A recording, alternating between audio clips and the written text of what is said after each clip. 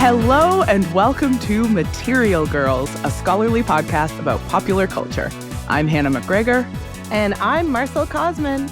And joining us this week, we have another thrilling guest. Oh my gosh. Jackson Bird, pronouns he, him, is a multidisciplinary creator who writes and performs original works on the stage, on the page, and online. Many of his works aim to demystify the trans experience, a selection of which can be found on his YouTube channel, Jack is Not a Bird, and his debut book, Sorted, Growing Up, Coming Out, and Finding My Place.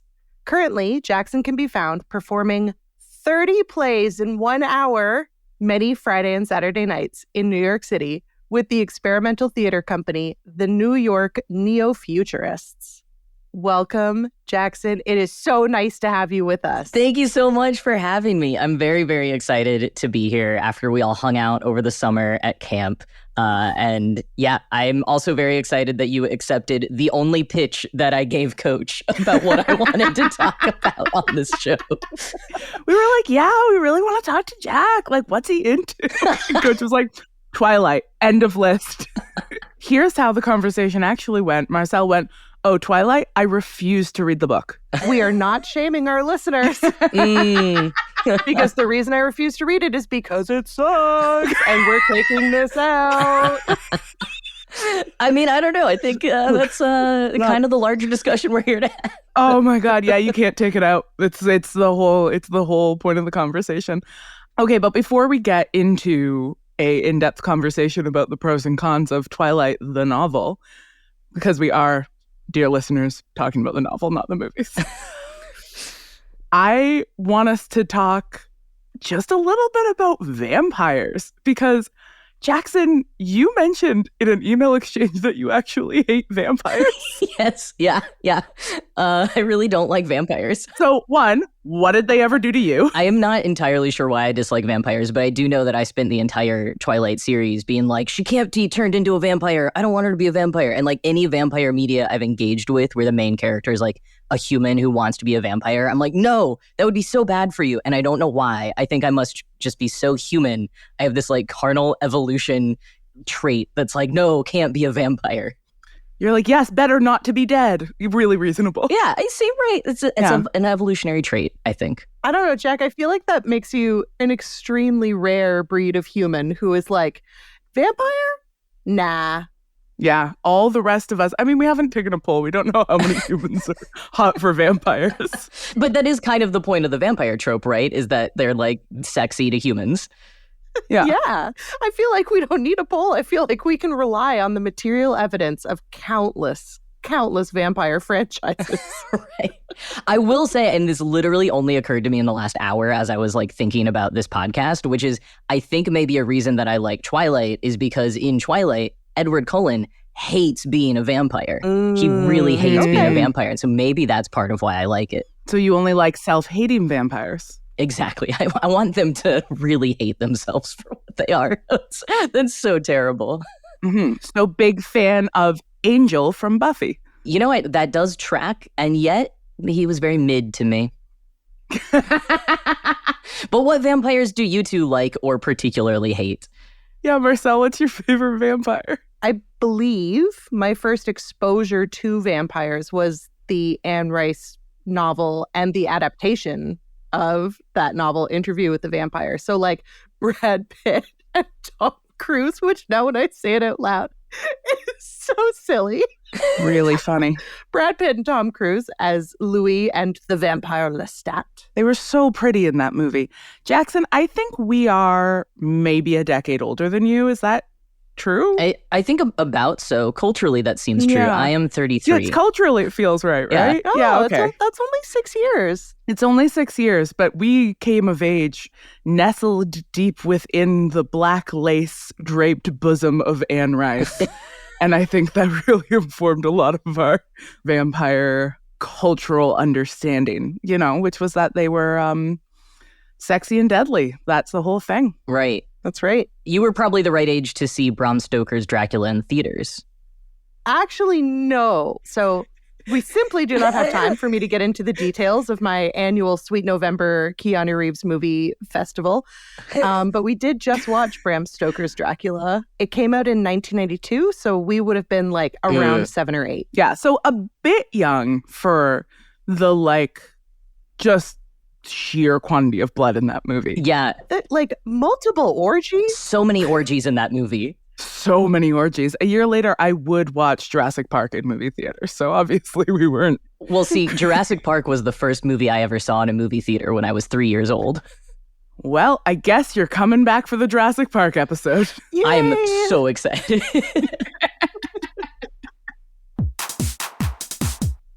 Jackson, I know you've never heard of our podcast before, so I'm just going to share this with you just for you because nobody else needs this reminder. But our first segment is called Why This, Why Now? And it is dedicated to the materialist question, what are or were the historical, ideological, and dare I say, material conditions for our object of study to become zeitgeisty? And I hope everyone's ready to go way back in time today because we are talking about 2005. Oh my God. 2005 was like 3 years ago. What are you talking about? If it was only 3 to 10 years ago, that means that we should all remember it really well. So, Jackson, what do you remember about 2005? Oh, what a great challenge because not too much.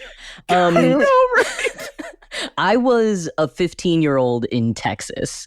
So, the first thing that comes to mind when I think of 2005 is George Bush. Oh. Yep. Yeah. Absolutely. You know what? He's not going to come up.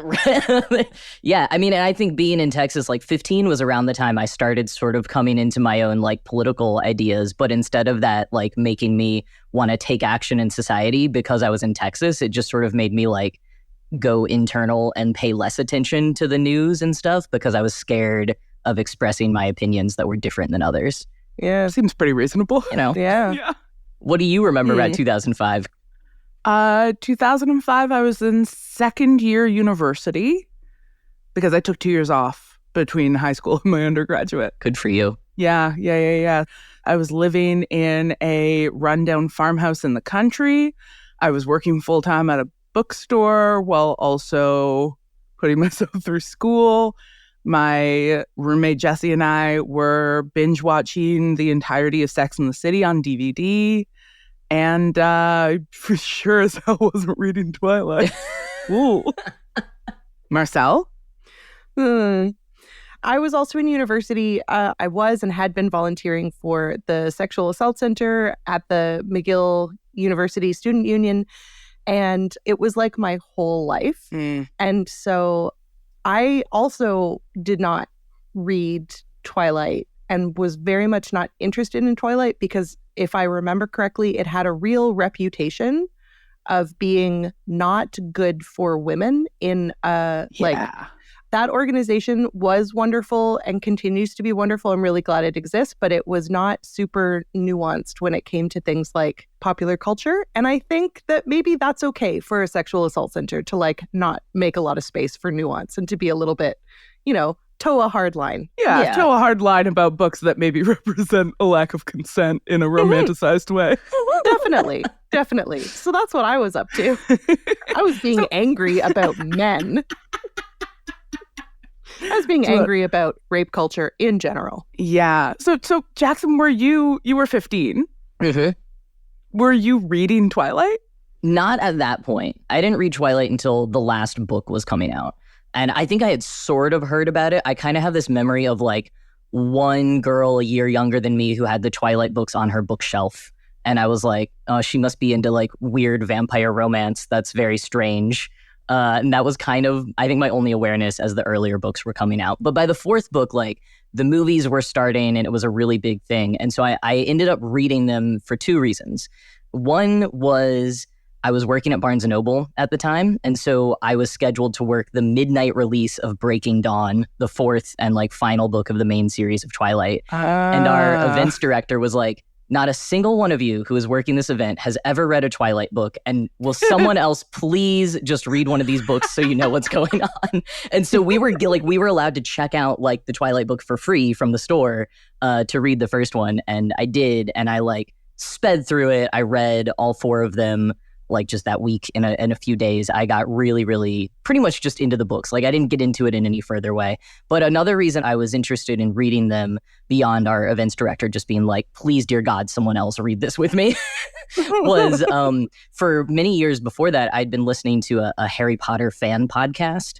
So as like the Twilight movies were coming out, like as the phenomenon was really taking off, and that was around the same time the Harry Potter books were ending, these podcasters were like, well, maybe Twilight's the new thing. Why don't we start a Twilight podcast? And so I listened to that Twilight podcast for months to years before I ever read the books. And I didn't even plan on reading them. I just liked listening to their discussions about them. And you know what? We're going to get a little bit more into this, but I suspect that was a lot of people's entry point into Twilight, being pulled into the Twilight fandom via the Harry Potter fandom. Yeah. Okay.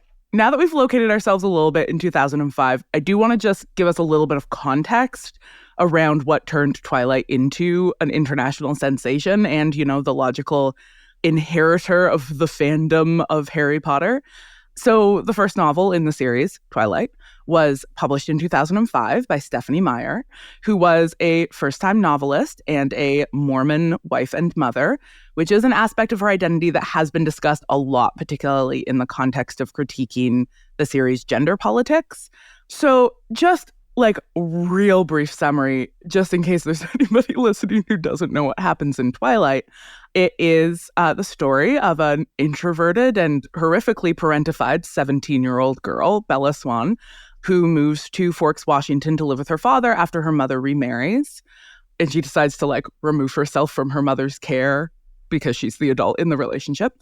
And while in Forks, Bella meets and quickly becomes obsessed with Edward Cullen, a vampire, just thinly masquerading as a teenage boy in a high school, really not trying that hard. The success of Twilight absolutely outstripped her publisher's expectations. She got a $750,000 book deal for a trilogy, which is good, but is not the kind of advance you get on a 3-book series if you think it's going to be this big. So it's like they knew it was going to be good, but they didn't know it was going to be this kind of blockbuster. Okay. And the reason it got signed is because she was part of the explosive rise of contemporary YA publishing and, of course, part of the moral panics that accompanied that rise. And do we know what else was really key to the rise of YA publishing in the 2000s? Can I take a little stabby stab? Take a little stabby stab. Was it Harry Potter? No, Harry Potter. What? Yeah, I know. No way. Wild, like the biggest publishing phenomenon of all time. And people were like, it seems that the youth like books. Really interesting. Okay, what if we give them more books to read? Oh. So Harry Potter had really reignited the flagging YA market in the late 90s and early 2000s and really demonstrated to publishers that there was an appetite for YA, not only among the traditional target demographic, but also much more widely among adult readers. Mm-hmm. And like not among, only teenage girls, like people of all genders and people of all ages were reading YA.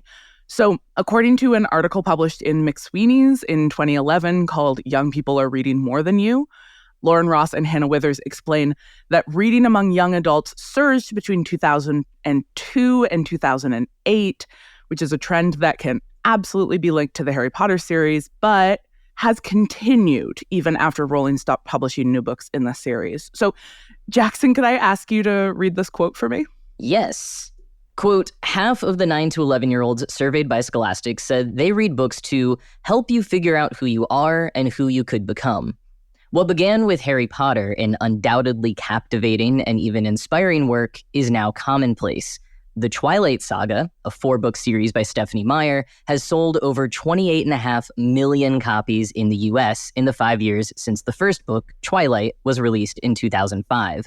The Hunger Games by Suzanne Collins, released in 2008, is the first book in Collins's Hunger Game trilogy and has already sold over 540,000 copies in the US. There are many new young adult series, and kids line up at midnight to get their hands on the first available copies. This is a sign of avid, even voracious readership, not, as the NEA reported in 2004, a diminished role of voluntary reading in American life. End quote. Beautifully read. Yeah, so a huge and ongoing, like sustainable growth in YA publishing. Incredible. But seriously, though, if we want young people reading and YA gets more young people reading, then why all the moral panic? Surely it can't just be the midnight releases. It's not just the midnight releases and children being up past their bedtimes. I saved us all the extensive Jonathan Franzen quotes, but in the early 2000s, there were so many like concern trolley op-eds from white men being like, wow, I guess that's the death of moral complexity. Nobody wants to read a serious book anymore. Like, so much sense that like particularly adults reading YA was really dangerous. And of course, related concerns about like, if this is what the children are reading, then like, what are they learning from these books? So I want to link those moral panics and the rise of YA and the particular popularity of Twilight all to a particular cultural phenomenon of the early 2000s, and maybe not uniquely of the early 2000s, but certainly at a peak in the early 2000s, which is Western culture's raging disdain for teenage girls. So do you guys remember anything in particular about like public treatment of girlhood in the early 2000s? Like what kind of narratives we were attaching to girlhood around that time? I mean, it wasn't great.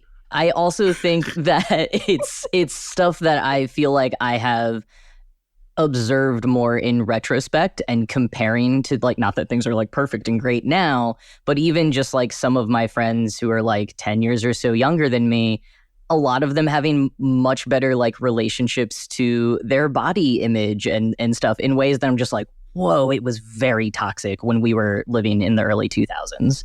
Yeah. A real definitely. Kate Winslet in Titanic is fat era. Yeah. Do you remember that? No. There was so much tabloid coverage calling Kate Winslet fat in Titanic. Oh, yeah. Yeah. The body policing for girls at the time was like makes our contemporary moment feel like a fucking body positive paradise in comparison. It was horrific. So, but part of why I, can pretend that I remember this rather than having put it in my trauma oubliette like everything else in my past is that I have been reading this great series by Constance Grady.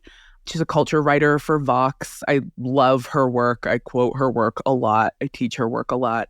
Anyway, she has a whole series over on Vox about what she calls the bubblegum misogyny of 2000s pop culture, which really beautifully summarizes some of the cultural forces that were acting upon girlhood at the time. So, Marcelle, could you read this quote? Quote, when today's 30-somethings were teenagers, the culture was awash in confusion about sex, purity, and femininity. We were post-feminist. Women had already achieved equality and had become butt kickers with girl power, and there was nothing left to complain about. We were in the midst of raunch culture, and it was important to be tanned and sexy and taut and down for anything. We were entering the Bush-era purity ring years when virginity would be held up as a prize to be fetishized and evaluated. Only one thing was clear. There was no right way to be a girl. There were only different ways to fail, and we learned that from pop culture. End quote. A lot came back to me while I was reading that. Yeah, quote. same. Did it kind of bring, like, it opened up the oubliette, huh? Oh. And that, like, well, you better be, like, super fucking hot, super, like, down to exploit yourself and other women at all times, but also, if you have sex, you're going to get slut-shamed really hard. Mm-hmm. Yeah. Like, just this landscape of, like, you're just walking this high wire of gender performance and you can't do it right.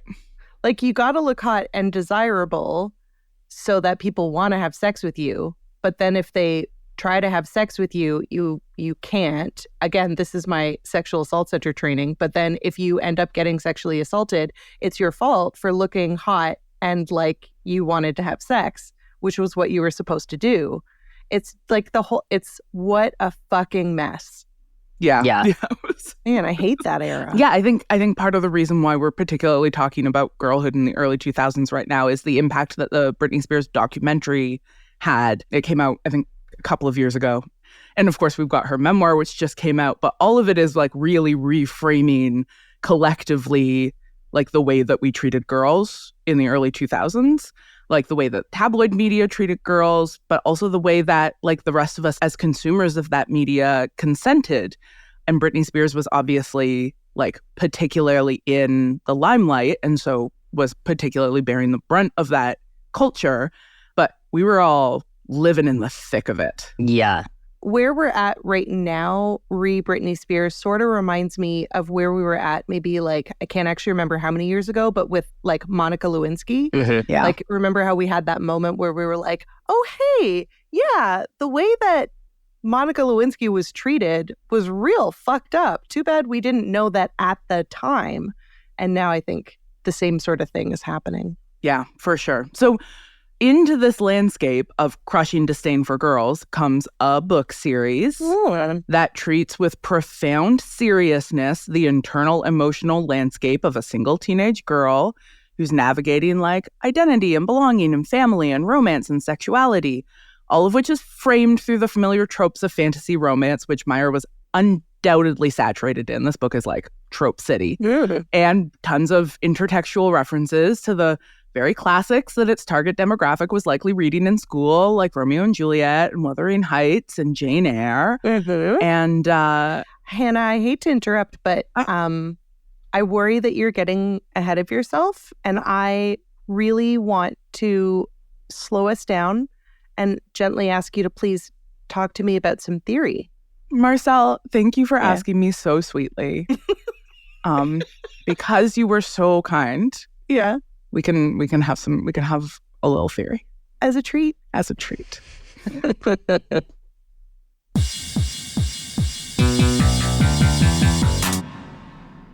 So, what is the theory we need to talk about Twilight?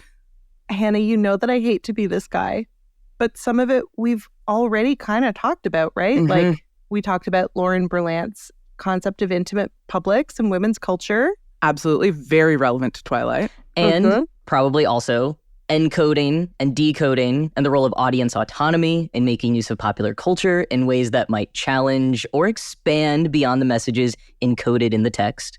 Yeah, Jackson, great point. That too.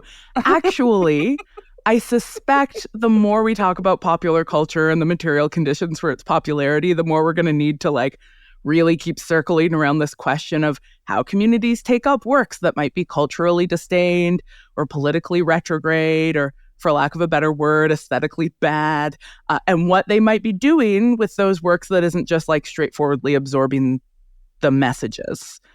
And because Twilight might seem like a deeply disempowering book at a textual level, I think we really need to think about the way teen girls embraced it and the fan practices that emerged around it, which are anything but disempowering. All right, so we're going to talk about fandom. No, absolutely not. We're going to talk about girlhood. All right. Girlhood? Yeah, girlhood. That doesn't sound like a real field. And yet,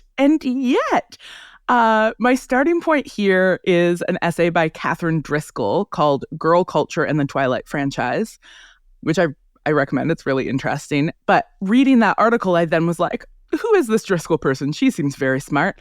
So I did a little more digging into her. Catherine Driscoll is a professor of gender and cultural studies at the University of Sydney in Australia who helped to define the field of girl studies. So her understanding of girlhood as, you know, the person who kind of helped to create that field is really rooted in the work of cultural theorists like Michel Foucault and Louis Althusser. And it's really deeply interested in the tension between how girlhood is a function of power and ideology, and then how girls position themselves as actors within a really fraught ideological landscape. So she is thinking of girlhood as ideological and political, not biological. Precisely. So she sees girlhood as essentially a cultural construct rooted in the intersection of youth and femininity, as well as race and class. So she's interested in, like, how is girlhood associated with white femininity in particular, and the sort of lack of access to culturally sanctioned forms of girlhood for women of color, which we have touched on in our more extended conversations about Taylor Swift as well, right? That Taylor Swift gets to be a girl, and then that's linked to her whiteness. So Driscoll is asking questions like, how has girlhood been culturally defined in different historical contexts? And how has the creation of an identity called girlhood been linked to the increasing buying power of adolescent women and the development of something she calls a girl market? Okay, so we as a culture, like, invented girlhood to sell things. Capitalism invented girlhood to sell things. Like, kinda, yeah. So girlhood as a category is quite hard to divide from the markets that have shaped it and from the way we've culturally relied on girls for their enthusiastic fandom and then greeted that fandom with consistent crushing disdain. We're going to briefly go back to Constance Grady again. Jackson, could you read this quote where she beautifully summarizes the role of girls in popular culture? Yes, absolutely. Quote, "To be a teenage girl is to simultaneously be pop culture's ultimate punching bag, cash cow, and gatekeeper. Teen girls helped popularize novels in the 18th century, and we called them hysterical, until novels became a respectable subject for dinner party conversation. They're language disruptors, doing everything from ditching doth and maketh to inaugurating the modern use of the word like, and speech patterns like uptalk and vocal fry, and they're called airheads incapable of speaking properly. They're the base of an entire media economy of TikTok stars and influencers, and people tell them that the things they care about are fundamentally meaningless and do not matter, even as those teen girls make millions of dollars." End quote. Okay, so the girl market is about selling girls things and then mocking them for the things that we've sold them. Yeah, for sure. And then in turn, monetizing the culture that teen girls shape while continuing to insist that they're a meaningless and powerless cultural sector. Like, you know who loved the Beatles before every middle-aged white man said they're the most important group of all time? Teenage girls. Yeah. Definitely. And there was a big moral panic about, like, teenage girls are too excited about the Beatles. Oh, man. And then men started liking them, and that was fine. I just really, want to see in 10 years a bunch of, 40-year-old white men talking so, intellectually about BTS. I can't wait to see that. They're that. gonna, Jack! Yeah. They're gonna. You fucking know they're so gonna. Infuriating. Okay. But so how does Twilight fit into all of this? Is it another example of a thing that teen girls made popular and then were disparaged for liking? I think it kind of was. But what do we do with all of the Twilight fans who aren't girls? Like me. Great question. Like you. And lots of other people, right? Who are all genders and also a lot of adults who love this series. So these are really great questions. And I think it's really vital here to distinguish between girl culture and culture that is only consumed by girls. Because the reality is that a lot of girl culture, like what Driscoll is talking about as girl culture, is much more widely beloved. But that those of us, like male Twilight fans and adult YA readers who are not girls but engage with girl culture, get really wrapped up in that disdained class. So, if you like the thing that teenage girls like, you just get the girl disdain. So... As we have been discussing, the only way for girl culture to really gain cultural capital is for straight white cis men to endorse it. Like, for example, Ryan Adams' cover album of 1989, which got a Pitchfork review when literally no Taylor Swift album had ever received a Pitchfork review. That's I'm wild. sorry, wait, what? Yeah, Pitchfork has gone back. They've totally admitted that was misogyny. And they have gone back and in retrospect reviewed all of her albums. But at the time that they gave a Pitchfork review to Ryan Adams' cover of 1989, they had never reviewed a Swift album. That is fucking wild. Yeah, that is really astonishing. In a way it's not, but it is. It truly is. Yeah, it's one of those things that you go holy shit. And then you're like, yeah, checks out, actually. Right, yeah. Yeah, kind of actually fits with everything I know about the way our world works, but yeah. Still mad. Wow. Woo! So in the case of Twilight, teen girls reading this series contributed to the rising trend of YA publishing, which is good for the publishing industry and good for reading rates and good for literacy rates and all of these things that we care about. Teenagers have the most disposable income, don't they? Yeah. Isn't that like demographically the case? Like if you want to sell stuff, you got to sell it to teens because they can just spend their money with abandon. And so if the YA market is like, you see what I'm saying here? Yeah. So as I was saying, it's good for the publishing industry. It's good for reading rates. Like teenagers have disposable income. They are buying books. And yet at the same time, quote unquote, Twi-hards, as the fandom is sometimes referred to, have been openly disparaged and Stephanie Meyer mocked for her bad writing, about which we can talk more in the next segment if we feel drawn to do so. But I want us to get back to Katherine Driscoll and her arguments about Twilight and girl culture. So now that we've nuanced the concept of girl culture a bit, Jackson, could you please read this quote from Driscoll? Yes. Quote, Twilight is girl culture. Popular culture for girls, about girls, and circulated by girls. Girl culture, in this sense, clearly takes many forms and is shaped by many cultural contexts, but it appears wherever the modern ideas of gender and adolescence intersect with mass-produced popular culture that enables girls' sharing of ideas about girlhood. In this sense, girl culture emerges in the 19th century in multiple locations and has continued to both appear in new places and spread across distances and borders, developing some impermanent but particular generic allegiances and conventions along the way. It is as girl culture that Twilight seems to me particularly significant. End quote. Thank you. Beautiful. Yeah, so she talks in the article about some of those conventions. What are the trappings of girl culture, which includes, conversations about fitting into or failing to fit into different subcultures in your high school. Prom tends to feature very strongly narratively in girl culture. The whole premise that all of this story has to happen at high school, even though it makes no sense for these vampires to be going to high school, has a lot more to do with it fitting into the conventions of girl culture than any sort of narrative logic. So what do you think, Jackson? As a resident Twilight fan, does this interpretation of the franchise make sense to you? Yes, in so many ways. I also think there's some nuance that I would probably add to it. Well, luckily for you, we're headed into the nuance segment. Great. Oh, goody. Thank you so much for giving me that theory to whet my appetite, but I think I'm really ready to sink my teeth into a thesis, something juicy. Okay, I'm going to keep this one pretty straightforward, I think, because I am so excited to really get into this series with Jackson.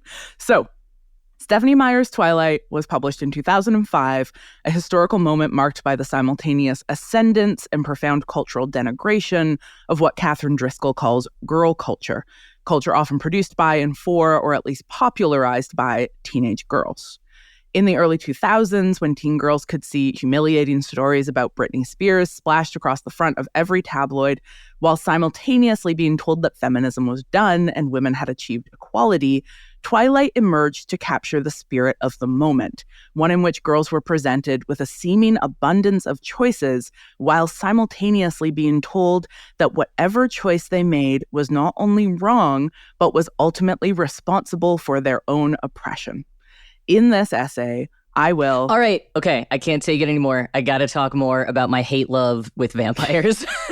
I mean... Which I think really fits, though, with the abundance of choices while being told that whatever choice you make is not only wrong, but responsible for your own oppression.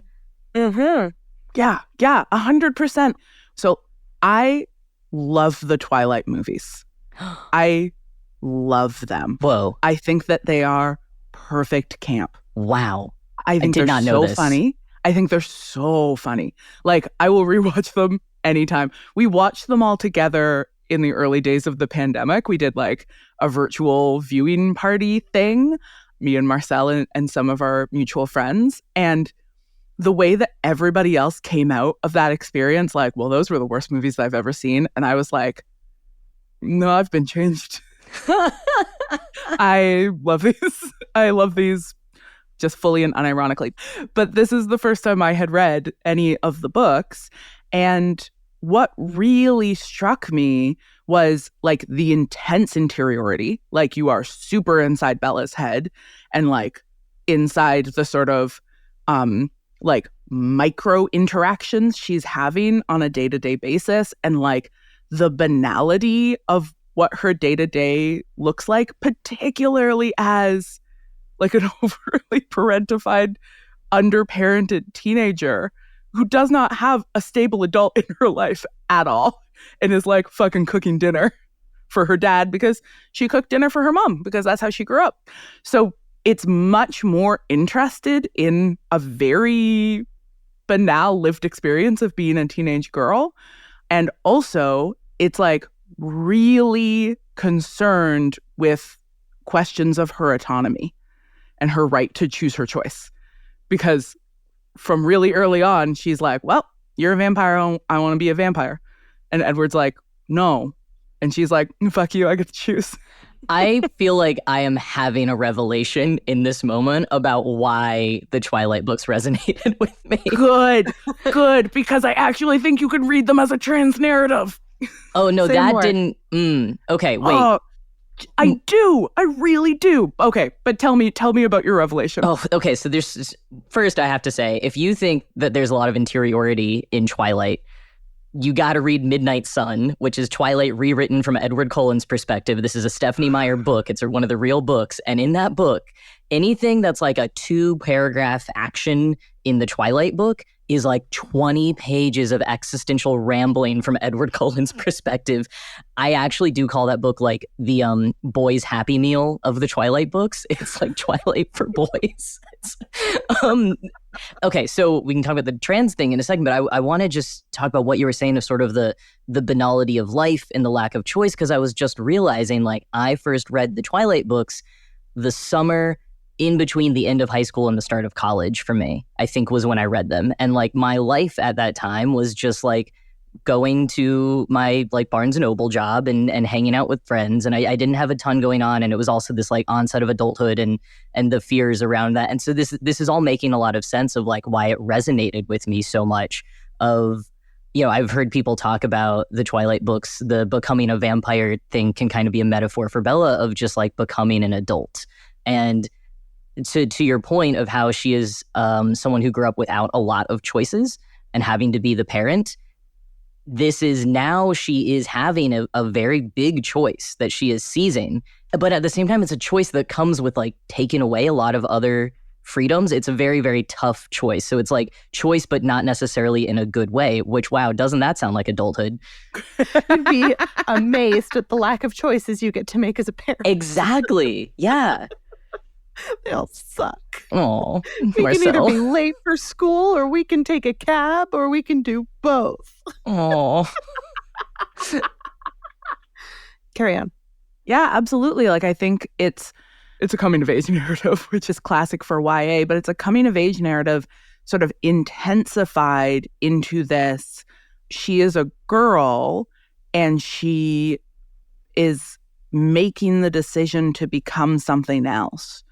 And the something else is this kind of like vampirism is death, and it's associated with like the end of change and the end of a lot of the latent promises of girlhood, right? Like both growth and development and the possibility of parenthood. Like that's really driven home even in this first book, that like the lady vampires are sad because they can't have babies. And that's like a foreclosure of the promise of girlhood is to become a mother.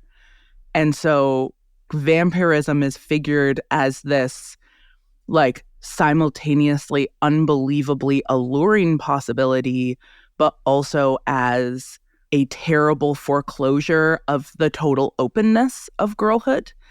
And in that way, I think it does really figure effectively as a metaphor for adulthood, for like what happens to you as a girl when you cease to be a girl.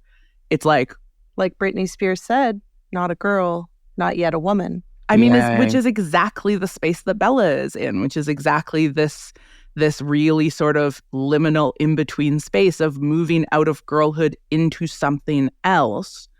And just what strikes me so much when I'm thinking about this book and the way that it's circulated is like how many readers resonated profoundly with this character and with her choice making, right? Like so much of the fandom was organized around like Team Edward versus Team Jacob and like all of this stuff. And how much of the cultural disdain also circulated around the girls who are reading these books making the wrong choices, right? Like you can choose what to read, but you read this, so you're bad. And also Bella making the wrong choice, right? Like there's a lot of sort of moral panic around her interest in this relationship with this vampire and like the bad messages that that's sending. Okay, I want to interject here because Hannah, you had said that you think that you can read this book as a metaphor for a trans experience. And so I really want to hear more about that because I'm thinking about like as everything you're describing right now sounds so much like the moral panic around quote unquote protecting children from like drag queens, protecting children from the gays, protecting children from curricula that is inappropriate for them because it teaches them that gender is fluid or that gender is a spectrum instead of biological. So can you make those connections for me? Because I'm excited about that. Yeah, I mean, I think the fetishization of girlhood ties into that moral panic in a lot of ways. And it has to do with the way that we situate, I mean, as we were discussing, as simultaneously hypersexualized and profoundly desexualized, and the sense that we must protect our children from sexuality unless that sexuality is hegemonic sexuality, in which case it's good. You know, we see that playing out in all kinds of ways in this first book, you know, the way that like everybody is obsessed with Bella going to the dance with a boy. And Bella's like, I'm not interested in boys. I'm interested in beautiful 100-year-olds made out of stone. Like sparkly stone. I guess you could call that relationship heterosexual if you must. But like, I don't know. I don't know if that's what the appeal of Edward Cullen is. Mm-hmm. Mm-hmm. I would say he's very clearly feminized in the book in terms of what his appeal is for her. So I already feel like there's lots of shimmering queerness throughout. Mm-hmm. I also think about the way that anti-trans moral panics are connected to a sense of ownership of the bodies and identities of children and young people, particularly on the part of parents, but also on the part of like culture as a whole. This sense that like children are not whole people, teenagers are not whole people, they don't understand themselves, they don't understand what they want, they don't understand who they are, and so they must not be allowed to articulate anything about themselves that is not what we are telling them they're allowed to be. And how that ties into this sort of, you know, obsession over curtailing and restricting the choices that girls have and panicking when it seems girls are making choices that are not the ones culturally we want them to make. And I think the sort of agency with which so many teenage girls have taken up this series and embraced it, particularly via the framework of transformative fandom.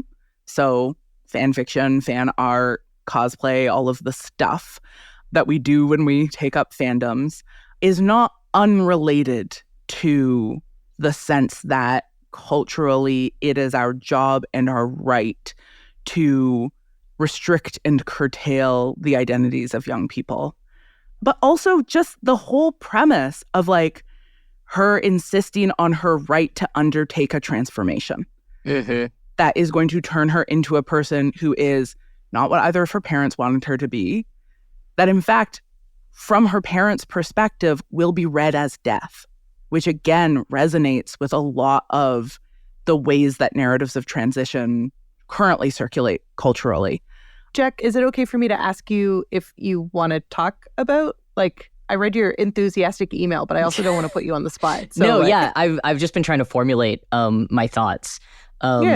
Yeah, Hannah, I mean, one thing that stands out to me with what you're saying in connecting this to girlhood particularly is that kind of like the flavor of anti-trans panic that happens towards specifically like younger trans men, trans boys, trans masculine people is you are a confused girl, you have been like led astray somehow. Like it is very much the seeing girls as incapable of being able to make decisions about their own bodies and about their own lives.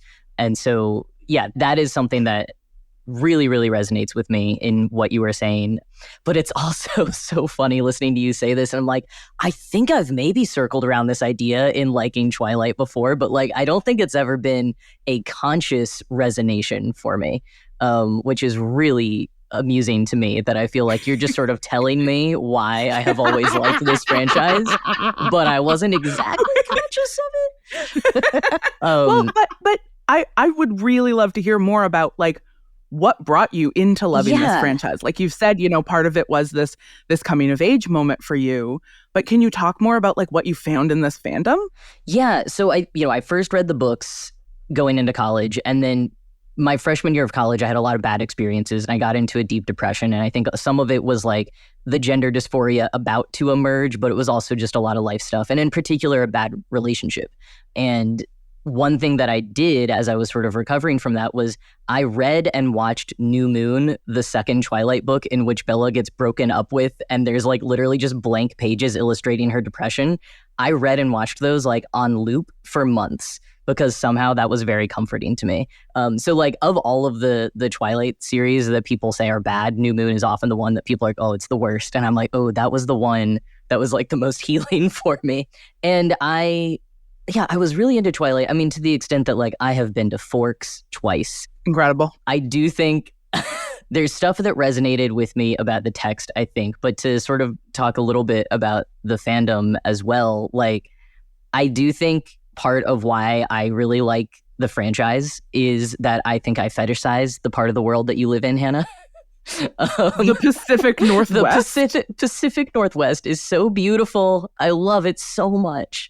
It is so wet up here. It's so wet. It's so wet. It's so green. All right, everybody. I absolutely love it. So like I had put away Twilight for years and years and years. There was a little bit of a renaissance that seemed to happen at the start of the pandemic around, and I didn't get into that. It wasn't until this past spring I had a trip out to Vancouver and Washington and Oregon, and I was just driving around for hours by myself, and I was like, you know what music absolutely slaps?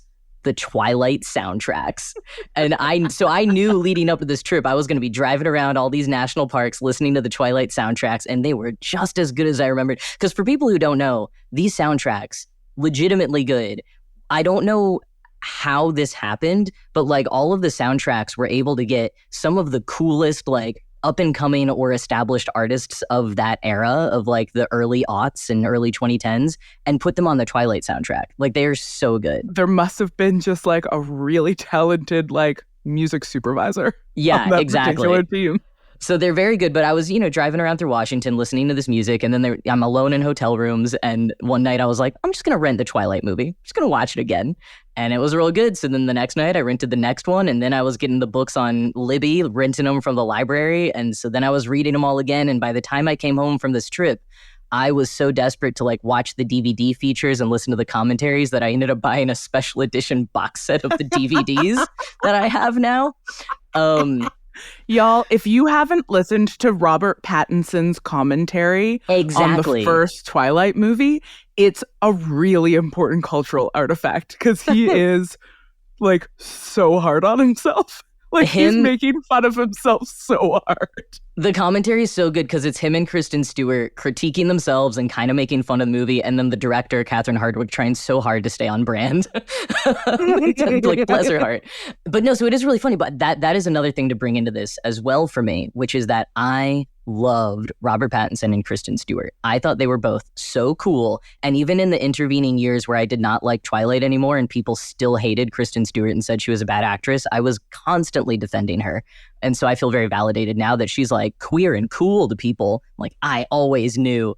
But there was a thing for that with me of like the two of them, I think as a like not yet out queer trans guy, I looked at both of them as like, I would like to be and bang both of them, not sure which, very confused, but very alluring, both of them. But in all of that, like even when we were just bringing up the like, oh, listen to the commentary because Robert Pattinson just makes fun of it the whole time. Like in liking Twilight, especially during the time when it was big, it was like, you had to make fun of it. If you were to even admit that you liked it, you still had to make fun of it because it was a thing that was very shameful and embarrassing to like because of what society said about it. And I think the treatment of Kristen Stewart is totally wrapped up in that, but we're just talking about the book here. Yeah, because that's the like tax you pay for liking a thing that's shameful. Exactly. Is like, you can like it, but you have to be like, oh, I'm reading these ironically. Yeah, it was like you were embarrassed to admit that you actually liked them because of everything that we've talked about, the way that like society had disdain for anything that was girl culture. And I think this is really wrapped up in the way that everyone treated Kristen Stewart as well for years. But that's, totally. You know, that's about the movies, not about the book. Oh, man, but what perfect casting. My God. I need to ask you two a really important question because having not read the books and having watched the movies and not been in the right frame of mind to appreciate them, full stop, let alone appreciate them as camp, I feel like there's a lot in this discussion that I can't participate in and I am feeling left out. So I just really need to ask, are you Team Edward or Team Jacob? Because this is the only thing I have strong opinions about. Yeah. I am always so tempted to be like, I'm Team Bella, goddammit.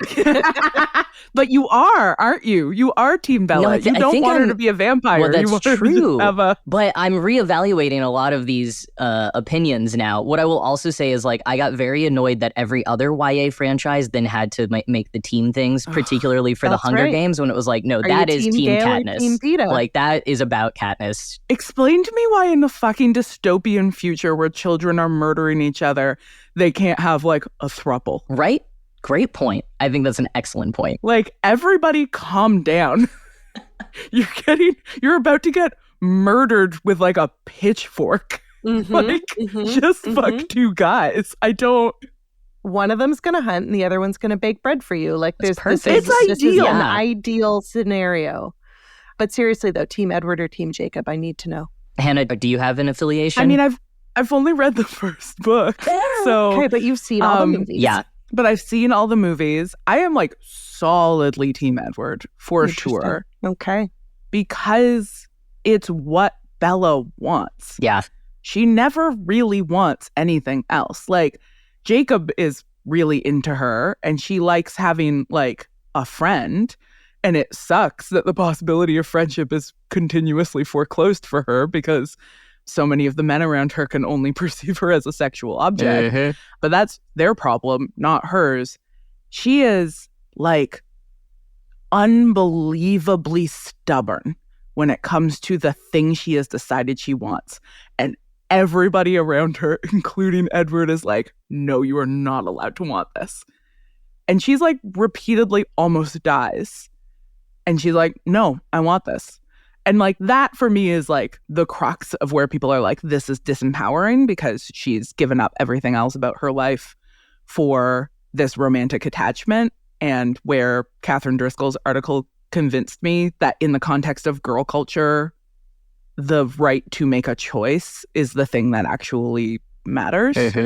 But I think if you're Team Bella, you're Team Edward because Edward is who Bella wants. Yeah. Interesting. And there is a point in the later books where Bella does like tell Edward, like, I don't just want to be a vampire to be with you. Like, I've never felt that I fit in as a human. I'm like so clumsy. That always comes back to her clumsiness. That's how you can be #quirky and relatable, I guess. But like she does say she really feels like more of a vampire than a human. And so I think that was a good thing within the context of like the discussions about the book at the time for Stephanie Meyer put in there, and is really strong for our trans narrative argument. However, I think, Hannah, what you were just saying, at the end of the day, it doesn't matter why she is making that choice. It's about her right to make the choice. Yeah. I mean, it's what Stephanie Meyer says when people are like, this isn't a very feminist book. And Stephanie Meyer's like, well, feminism's about choice. That always makes me cringe a little because I think choice feminism is a pretty like white liberal, like neoliberal fantasy of like individual autonomy and like, oh, it's actually not about like creating structural transformation to like the ways in which people's choices are like curtailed on all sides. It's about like me and what I want. And like that way lies, deregulation and privatization. So what I'm saying is that maybe I'm not on board with Stephanie Meyer's personal understanding of feminism. What? But we all know how I feel about authorial intent, so fuck it. I definitely find reading a story about a woman who has decided she wants something and fuck everybody who disagrees, like kind of fun. Yeah. Okay, so Jack, you have been into the book series for a long time, since before you were an adult and now as an adult. And so I'm really curious if and how your thoughts about the series have like shifted and changed and developed over time, or if you have like new insights that maybe teenage Jack may have been missing. Yes. And I think some of that has evolved within this conversation, or at least in reflecting ahead of this podcast.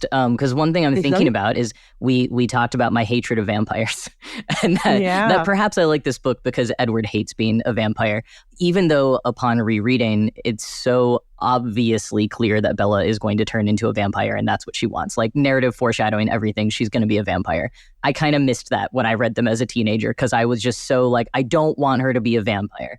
And I think part of it for me, it was all the stuff that she was giving up. That was a big part of it, like of her human life. And it was also the idea of immortality. I think I was really scared of and resistant to in any narratives. And nowadays, both on my reread of Twilight and just generally with the concept of immortality, I'm like, yes, please give me infinite life. I want to, see 100 years from now as we're probably living on another planet because we've destroyed this one, whatever. And I'm thinking about how, for me, that is probably very wrapped up in the fact that when I first read the books, I hadn't figured out my gender yet. I was deeply depressed. I could not imagine a future for myself as a woman, which for me is a very like binary gender transition thing that happened, but plays into a lot of what we were talking about of this being also a metaphor for entering adulthood and that not a girl, not yet a woman state of things. So I think it resonated to me on the surface when I first read it in that way, but in the way that I couldn't see until now was resonating in a much deeper gender way. Whereas now I'm like very comfortable as the man that I am and happy in my life as an adult. And I'm like, I mean, maybe I wish I had gotten turned when like my knees weren't hurting as bad in my mid-30s, but like, hey, I'll take immortality. That sounds great to me. If I get to be a man vampire, then I'm cool with it. Yeah, and I think once you're a vampire, you go back to peak. Oh, that's right. Physical form. That's right. Yeah. Okay, cool. Then I'll take it. Yeah. Don't worry. Your knees will be just fine. Yeah, man, that resonates with me so much when I think about my teenage self who was, closeted and miserable and absolutely incapable of imagining a future for myself. Like people would talk about like, what do you want to be when you grow up, or what do you want to do, or what do you imagine your adult life looking like? And I just pictured nothing. There's all kinds of reasons for that, but I really share that feeling of like having grown into an adulthood that is not something I was able to imagine for myself because it wasn't part of any of the narratives that were available to me. And now feeling like so much more into the future than I used to be because I can picture a future in which I actually get to be the person I am. Like as an adult reading this book for the first time, I'm like, I totally fucking get, both why adults are into it, but also why teenagers would read this and resonate with that feeling at once of being totally out of control and incapable of imagining a future for themselves as they are now. In conclusion, Twilight, pretty gay, turns out.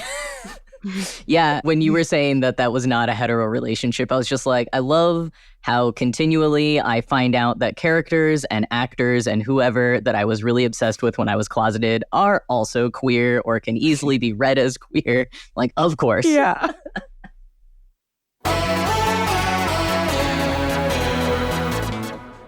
Material Girls is a Witch Please production and is distributed by Acast.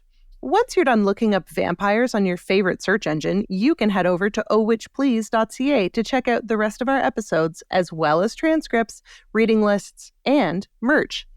We have an excellent newsletter at substack.com/ohwitchplease and an even better Patreon at patreon.com/ohwitchplease. Also, we're on Instagram, X, and Threads at ohwitchplease, and on TikTok at ohwitchpleasepod. Whew. Jackson, where can people go to find more of you and your work? Well, I am Jack is Not a Bird on X and Instagram and YouTube and TikTok, and I don't really post anywhere in this post-Twitter landscape that we're in. I'm a little bit trying to figure that out, but theoretically you can follow me in those places. You can find my books sorted in your local library or independent bookstore, and I am on Substack as my name, or my newsletter is called First Draft Theater, and I will probably put out another one of those at some point. You know, we're in this weird world with social media. I'm trying to reevaluate my relationship to it. I also do things in the meat world. If you're ever in New York City, you can come see me doing experimental theater with the Neo-Futurists. Our show is called The Infinite Wrench, and it is our ongoing, ever-changing attempt to perform 30 original plays in under an hour. So you can go to nyneofuturists.org to learn more about that. Incredible. Sorry, did you say the meat world, MEAT? Mm-hmm, mm-hmm. Yeah. Yeah. It's the opposite of the internet. We're the meat world. Wow, do I ever hate the world we live in. Hey, So guess what, much. Marcelle? We're all made of meat. Ew. Thanks to Auto Syndicate for the use of our theme song, Shopping Mall. And of course, thanks to the whole Witch Please Productions team. Our digital content coordinator, Gabby Iori. Our social media manager and marketing designer, Zoe Mix. Our sound engineer, Eric Magnus. And our executive producer, Hannah Rehak, a.k.a. Coach. At the end of every episode, we thank everyone who has joined our Patreon or boosted their tiers to help make our work possible. Our enormous gratitude goes out to Jane B., Disha S., Chris W., Amy, Catherine K., Holly G., John Travolta, holy shit, Jessica B., and Eliza C. We'll be back next episode to tackle another piece of pop culture through a whole new theoretical lens. But until then, Later, vamp haters.